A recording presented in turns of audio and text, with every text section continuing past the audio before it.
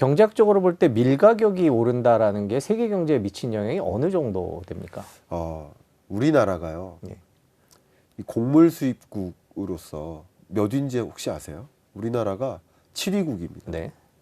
그러니까 상대적으로 작은 나라고 그 낙농업이 그렇게 큰 산업으로 비중을 차지하지 않는 나라인데 왜 이렇게 곡물 수입을 많이 하나?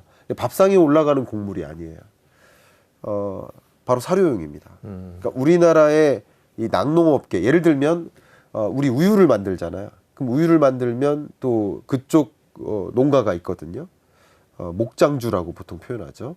이 목장주에서 우유 원유를 생산하고 생산된 원유를 우유 가공업체에 납품하는 밸류체인으로 구성되어 있어요. 그 밖에 다른 낙농업들도 마찬가지입니다. 닭 농장에서 닭을 만들고 닭을 키우고 네. 역시 한우 농가에서 한우를 키우죠. 근데 이런 키우는데 들어가는 그 수많은 비용들이 있을 거 아니에요. 뭐 여러 가지 비용들이 들어갈 거 아니에요. 거기에서 곡물이나 이런 사료 값이 대략 한 60% 정도 차지합니다. 그러니까 곡물 가격이 오르면 이 농가에 당연히 비용 압박이 되는 거고요. 그러면 그것이 육가공유의 가격에 영향을 미치고요. 역시 우유 가격에도 영향을 미칠 수밖에 없어요. 납품가 자체가 도매가가 올라가는 거예요. 그렇기 때문에 역시 이런 곡물 가격이 오르면 밀 가격이 오르면 다른 대체재 성격이 있는 뭐 쌀이나 대두나 옥수수나 이런 나머지 품목의 가격도 같이 오르는 경향이 있어요. 한번 생각해 보세요. 국제 유가가 오르면 천연가스도 같이 오르거든요. 그렇죠. 그러니까 같이 오르는 경향성도 있기 때문에 선물 시장에서 그렇게 고려되어서 평가되고 거래가 되고 있기 때문에 대체재 성격에 있는 다른 식료품 가격도 같이 올라요. 그러니까 이런 것들도 여전히 이런 밀 가격이 오르는 현상은 단순히 빵 가격만 오른다 이렇게 생각하는 것이 아니라 라면 가격만 더 올라갈 여지가 있겠구나 이렇게 생각할 뿐만 아니라 그것이 야기하는 각종 낙농업에도 영향을 미치고 그게 낙농업에서 생산되는 각종 제품들이 고기, 육류 제품들, 육가공유가 또 다양한 서비스로도 연결되잖아요. 밸류체인에서 상당한 영향을 미치는 거죠. 이런 것들이 전반적으로 물가가 자연히 잡히지 않겠느냐 하는 그 기대가 좀 꺾일 수 있는 좀 걸림돌 역할을 할 수 있겠다고 보고 있습니다. IMF가 하반기에 그런 밀 같은 곡물 가격이 오른다라고 단정적으로 얘기를 한 건가요? 아니면 오를 가능성이 있으니 눈여겨봐야 된다 이런 식으로? 변수죠, 변수. 아직은 변수인 거죠. 그러니까 기본적으로 우리가 전제로 까는 것은 물가 상승률이 어쨌든 22년 6, 7월에 정점을 찍고 하향 안정화되고 있고 그게 2% 언저리로 갈 것이다라고 전제를 까는 게 맞아요. 근데 그 전제가 틀릴 수도 있다. 그 틀릴 이유는 이런 변수들 때문이다. 이렇게 판단하는 게 도움이 됩니다. 밀값이 오른다 그러면 세계 경제가 전반적으로 크게 부담을 갖겠군요. 유럽은 밀이 주식일 테니까 미국이나 유럽은 더 영향을 받나요? 어떻습니까? 맞습니다.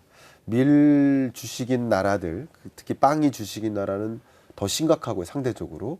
그 인플레이션 압력은 더 심각할 수 있고요.